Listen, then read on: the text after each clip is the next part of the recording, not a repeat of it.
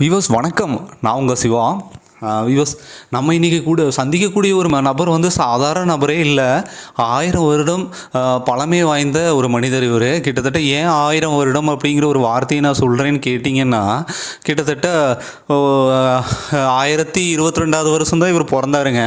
இப்போ 2022 இன்றைக்கி தான் இவருடைய பர்த்டேங்க. 1000 வருஷம் பழமையான ஒரு மனிதன். 1000 வருடம் ஆகிவிட்டது இவருக்கு. சரிங்களா? அவரை தான் நம்ம இப்போ வந்து சந்திச்சிருக்கிறோங்க. இவர் எங்கே இருக்கிறாருங்கிற அந்த ரகசியத்தை வந்து நான் உங்ககிட்ட நான் சொல்ல மாட்டேன்.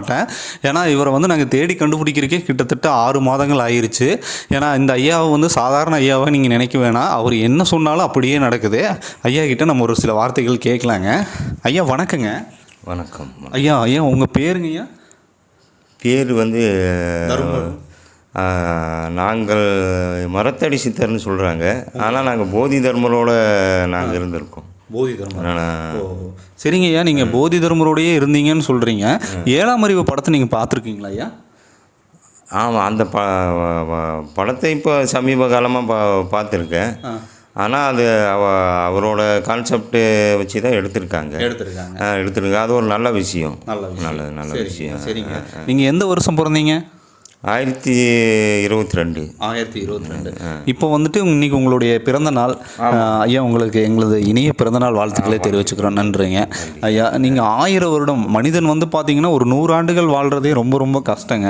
1000 வருஷம் நீங்கள் வாழ்ந்துட்டுருக்கீங்க. இன்னும் நீங்கள் உடல் ஆரோக்கியத்தோட ஒரு இளமை தோற்றத்திலேயே இருக்கீங்க. ஒரு 35லேருந்து ஒரு 40 வயதுக்குள்ளே இருக்கக்கூடிய ஒரு இளைஞராக தான் நீங்கள் காட்சி அளிக்கிறீங்க.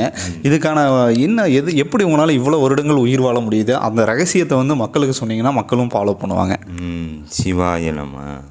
அதாவது மனிதனுக்கு கொடுக்கப்பட்ட, இறைவனால் கொடுக்கப்பட்ட ஒரு வரப்பிரதாசம் தான் இந்த பிறவிகள்ங்கிறது. மீதி மிருகங்கள், பறவை இனங்கள், ஊர்வன பரப்பனங்கள் அந்த நாணம் வராது. ஒரு மனிதனால் மட்டும்தான் அவன் எத்தனை பிறவி வேணால் எடுக்கலாம். எத்தனை பிறவி எடுக்கலாங்கிற அவன் சித்து நிலை அடையணும். அவன் சித்தர் ஆகிட்டு அவன் இறப்பு பிறப்புன்னு சக்கரத்தில் அவங்க வந்துக்கிட்டே இருப்பாங்க. அவங்க சில சித்தர்கள் வந்து 2000-3000 வருடம் வாழ்கிற சித்தரெல்லாம் இருக்காங்க. ஆனால் நம்ம கண்ணுக்கு தெரியுதில்ல. ஆனால் திருவண்ணாமலையில் இருக்காங்க. அங்கே வாழ்ந்துட்டுருக்காங்க, அங்கே வளம் வந்துட்டுருக்காங்க. நிறைய சித்தர்கள், நிறைய இந்த மாதிரி திருவண்ணாமலை, இந்த மாதிரி நம்ம முக்கியமான சிவன் கோயிலில் இருக்காங்க. சரிங்க. நீங்கள் சில விஷயங்கள் சொன்னீங்க. இப்போ வந்துட்டு நீங்கள் இந்த உடல் வந்து ஆரோக்கியமாக இருக்கிறதுக்கு நம்ம என்னென்ன முறைகளை வந்து நம்ம கையாளணும்? ஒன்றுமே நம்ம பண்ண வேண்டியதில்லை. அதாவது பிரம்ம முகூர்த்தம்னு சொல்லுவாங்க. சரிங்க. அது சும்மா எந்திரிச்சு மூஞ்சி கழுவி உட்கார்ந்தாலே போதும். அந்த பிரம்ம முகூர்த்தம் 4 மணிக்கு 3:30 மணிக்கு எந்திரிச்சிட்டா அந்த தூய்மையான காற்று, அந்த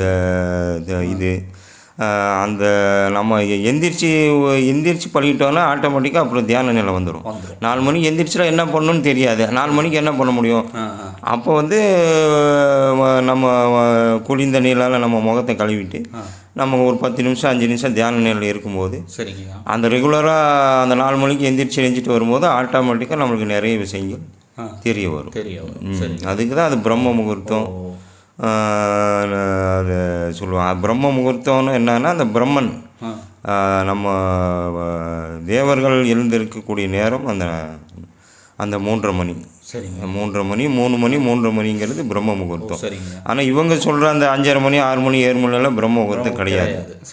ஷார்ப்பாக 3:30 மணி தான் அந்த பிரம்ம முகூர்த்தம். சரிங்க. நீங்கள் சில விஷயங்கள் சொன்னீங்க. நீங்கள் கிட்டத்தட்ட 1022ஆம் வருஷம் பிறந்தவர். கிட்டத்தட்ட 1000 வயது உங்களுக்கு ஆகிவிட்டது. அந்த 1000 வருஷத்தில் நீங்கள் எத்தனையோ மனிதர்களை நீங்கள் சந்திச்சிருப்பீங்க. இந்த நாட்டையும் சரி, ப்ளஸ் பார்த்தீங்கன்னா அந்த வெள்ளைக்காரங்க இந்தியாவை வந்து ஆட்சி செஞ்சாங்க. இது எல்லாமே நீங்கள் பார்த்தீங்களா ஐயா? எல்லாமே பார்த்துருக்கோம். அதாவது அந்த பிரிட்டிஷ் ஆட்சி, அந்த ஆங்கிலோ இதுங்கிறது வந்து நம்ம சிற்றரசர்கள், அதாவது சேர சோழ பாண்டியன் 3 நாடு தான் நம்ம இந்தியாவில் இருந்தது. அந்த சேர சோழ பாண்டியன் 3 பேரையும் அழித்து அந்த முழு இந்தியாவும் பிரிட்டிஷ் ஆட்சியில் வைக்கணுங்கிறது அவங்களோட எண்ணம். அதாவது நம்ம இந்தியாவில் தான் அதிகமான நகைகள், வைரங்கள், கோயில்கள், சிலைகள், பொற்சிலைகள், தங்க சிலைகள். அதாவது சோம்நாத்ங்கிற ஒரு கோயிலில் சிவனை தங்கத்தாலேயே பண்ணியிருந்தாங்க. சிவலிங்கம் அதெல்லாம் திருடிட்டு போயிட்டாங்க. அந்த பச்சை மாணிக்கம், மரகதலிங்கம், நிறைய பொருளெல்லாம் ஆங்கிலேயர் வந்து அபகரிச்சிட்டாங்க. அப்போல நீங்கள் எப்படிங்க உங்களை எதுவுமே பண்ண முடியலையா? நீங்கள் எப்படி இத்தனை நாள் உயிரோடு இருக்கீங்க? உங்களை எதுவும் அழிக்க முடியலையா? அதாவது உலகம் தோன்றும் போது சைவம் முதல் வந்து சிவன் தான். சைவம் உலகம் ஃபுல்லாக நீங்கள் உலகம் ஃபுல்லாக போங்க, எந்த எல்லா அமெரிக்கா, ஐரோப்பா, எந்த கண்டத்திலும் போனால் ஒரு சிவலிங்கம் இருக்கும். அப்போ உலகம் தோன்றும் போது சிவன் தான் வழங்கியிருக்காங்க. அதுக்கப்புறம் வந்த காலகட்டத்தில் மதங்கள் ஒவ்வொரு கண்டத்துலேருந்து மதங்கள் பரப்பப்பட்டது. ஆனால் இந்தியா முழுக்க சிவன் தான். எங்கே போனாலும் சிவலிங்கம், சிவ கோயில்கள்.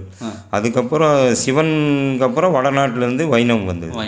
அப்போ முதல் வந்து சிவன் தான். நீங்கள் எந்த ஊருக்கு போனாலும் சிவலிங்கம் இருக்கும், ஒரு சிவன் கோயில் இருக்கும், மண்ணுக்குள்ளே இருக்கும், கடலுக்குள்ளே இருக்கும், எங்கே வேணால் ஒரு சிவலிங்கம் இருக்கும். ராமேஸ்வரத்தில் சிவலிங்கம் மண்ணிலேயே நம்ம ராமர் வந்து மண்ணிலே வச்சு கும்பிட்டார். அது இன்னும் இருக்குது. அதனால் அழியாத சிவனுங்கிறது நம்ம அழியாத ஒரு பொருள். அது நம்ம உடம்புலையும் இருக்குது. சரிங்க. ஏன் உங்களுக்கு இன்னொரு பேர் நான் கேள்விப்பட்டேன், யமதர்மராஜான்ட்டு இன்னொரு பேர் இருக்குதுன்னு சொல்லிட்டு கேள்விப்பட்டேன். அது வந்து உண்மைங்களா ஐயா? அதுதான் அந்த யமன், அதாவது இறந்தால்தான் போய் யமனை சந்திக்க முடியும்.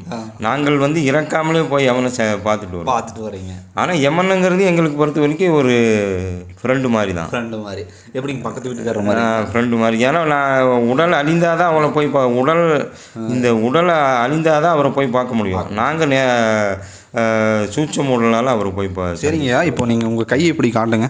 இப்போ நார்மலாக பார்த்தீங்கன்னா, நார்மலாக நமக்கு வந்து ஒரு கையில் வந்துட்டு ஒரு சின்னதாக ஒரு அடிப்பட்டாலோ வலிக்குங்க. ஆனால் இவருக்கு வந்து கத்தி எடுத்து இப்படி குத்துனா கூட இவருக்கு வலிக்காதுங்களா ஐயா?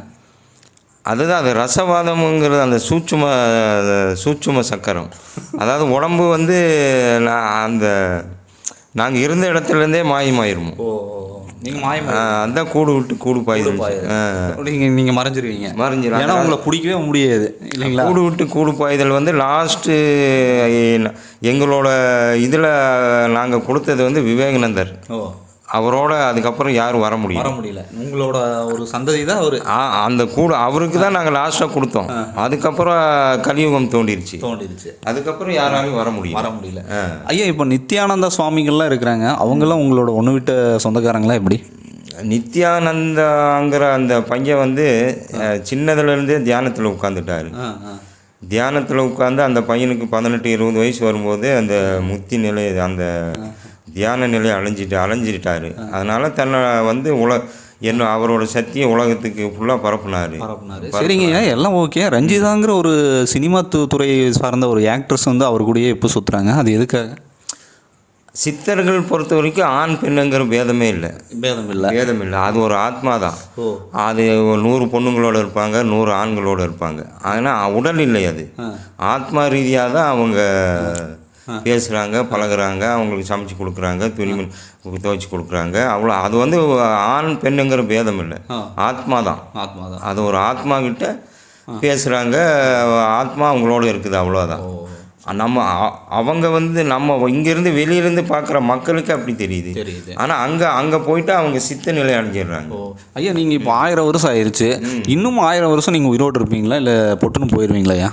இல்லை, இன்னும் பழனியில் போகர் வந்து 5000 வருஷமாக வாழ்ந்துட்டுருக்காரு. போகர் தான் வந்து பழனியில் முருகர் சிலை, பழனி, இன்னொன்று திருவானைக்கால், ஒரு 2. ஐயா, நான் கேட்குற கேள்வி உங்களுக்கு புரியலன்னு நினைக்கிறேன். நீங்கள் இன்னும் 1000 வருஷம் உயிரோடு இருப்பீங்களா, இல்லை டப்புன்னு பொட்டுன்னு போயிடுவீங்களான்னு கேட்குறேன். இல்லை, அதாவது உலகத்தோட சுழற்சி வந்து 5000 வருஷம். அது வரைக்கும் நீங்கள் இருப்பீங்களா? ஒரு 5000 வருஷத்துக்கு உலகம் வந்து புதுப்பிக்கப்படும். அப்போ நாங்கள் 5000 வருஷம் இருப்போம். 5000 வருஷத்துக்கு அப்புறம் இந்த உலகம் புதுப்பிக்கப்படும் போது நீங்கள் ராமாயணம், மகாபாரதம் வந்து அது திரேதாயுகம், சத்தியயுகம், திராப யுகம், இப்போ கலியுகம். சரிங்க. ஒரு யுகங்கிறது 1250 வருடம். சரி சரிங்க. இப்போ நம்ம கடைசி உலகத்தில் இருக்கோம். அகால மரணங்கள் வந்து நடந்துக்கிட்டே இருக்கும். நீங்கள் சமீபத்தில் கொரோனாவில் கேள்விப்பட்டிருக்கலாம். ஆமாங்க ஐயா, ஆமாம். அது வந்து போதி தர்மரோட எஃபர்ட். சித்தப்பா உருவாக்குனது. போதி தர்ம அவரோட வந்து சீனாவில் உயிரோட புதைச்சிட்டாங்க. அதன் காரணமாக விளைவு தான், அதனோட பின் விளைவுகள் தான். இது புது கதையாக இருக்குங்களா ஐயா? புதுக்கதை இல்லை, அவரோட பின் விளைவுகள். அவருக்கு அந்த